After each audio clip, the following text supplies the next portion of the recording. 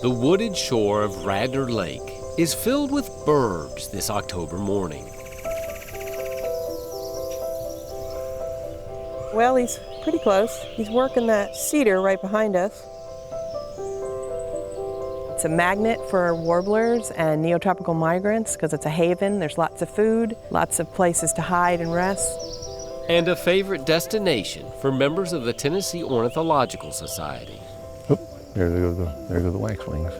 Oh, that's a chestnut-sided warbler. Who make regular pilgrimages here to pay homage to their favorite flyers. A lot of good migratory birds going through, birds we're not going to see in 2 or 3 weeks. We know that, and so we want to come out and enjoy them while they're here.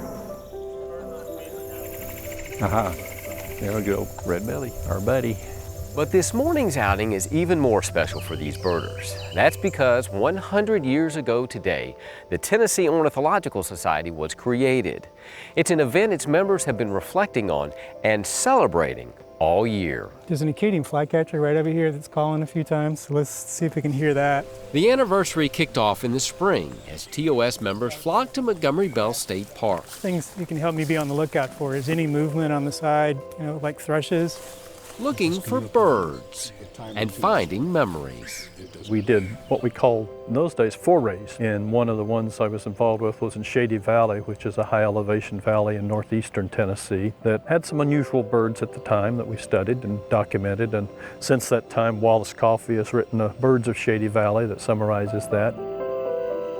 I was here for the 50th anniversary. Several of us are here because we were here for the 50th and we're back for the 100th, and we wouldn't have missed it for anything in the world.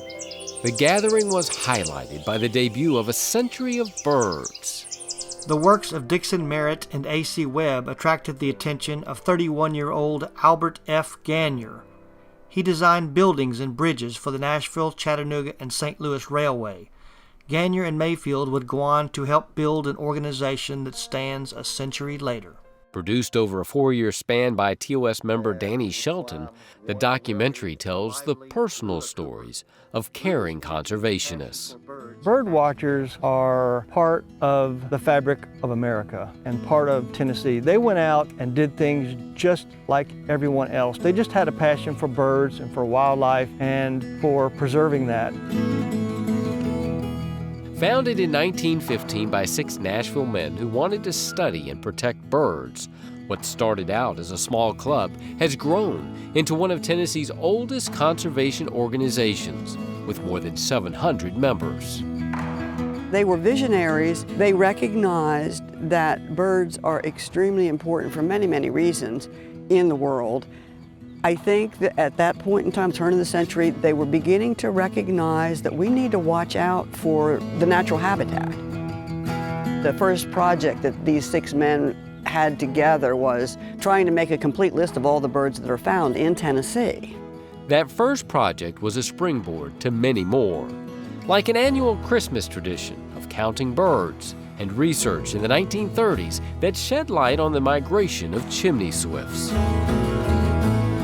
Back in the early days, no one knew what happened to the chimney swift in the wintertime. So there was a big push on in the East to ban chimney swifts and hopefully find out where they were going. Here we see members of the Tennessee Ornithological Society preparing to trap a chimney full of swifts. Hundreds of thousands of chimney swifts were banded in Tennessee. They were later discovered in the Amazon River Valley among tribal people who collected those bird bands and thought they were jewels from God. And eventually it was discovered that the 13 original bands that were recovered, 8 came from Tennessee. In the 1940s, when an instrument at the Nashville airport used to measure cloud height caused many birds to crash into the ground and die, TOS members led by Amelia Lasky came up with a plan and sent it to the Fish and Wildlife Service. To forward it to the Pentagon, and as a result, special ultraviolet filters were placed over these ceilometers, so the Pentagon listened to the bird lady of Gray Bar Lane, which is what Amelia Lasky was known as. While Amelia was known at the Pentagon, member James Tanner was known around the world for his study of a rare bird. No one knew more about the ivory-billed woodpecker than Jim Tanner, no one in the world. In the 1980s, TOS played a big role in helping restore both the osprey and bald eagle populations in Tennessee through a process called hacking.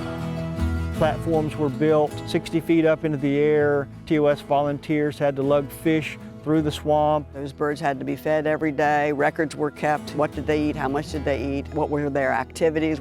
It was hard work that paid big dividends. Tennessee went from no nesting eagles to over 175 nesting pairs in just 30 years. The biggest part of blue sky, kind of look below that and to the right, there's this one little point of red. He's just sitting up there. After 100 years, the thrill of seeing and identifying a bird in the wild has not waned. But for these birders, just like those who came before them, that thrill is but a first step towards something even bigger. I think birding is one of the gateways into conservation. Birds are all around us, and TOS has been on the forefront of conservation in Tennessee. Birders in general have been on the forefront of conservation in our country. We're not just people with binoculars running around the woods. We work for bird conservation, habitat restoration. Conservation is going to be our main focus. Certainly, bird study is part of it, but we have to preserve these wild places. The more people you have that are aware of what's outdoors, whether it's birds, reptiles, amphibians, snakes, plants, the better we're going to be to achieve conservation goals and objectives. We have a long way to go in this country compared, say, to Great Britain and England, where understanding outdoors and wildlife and plant life is almost part of the culture. Our culture's evolving toward that slowly, but it's a long process. A process that will help ensure that there will be birds to watch in the wild in another 100 years. I'm Ken Tucker on The Wild Side.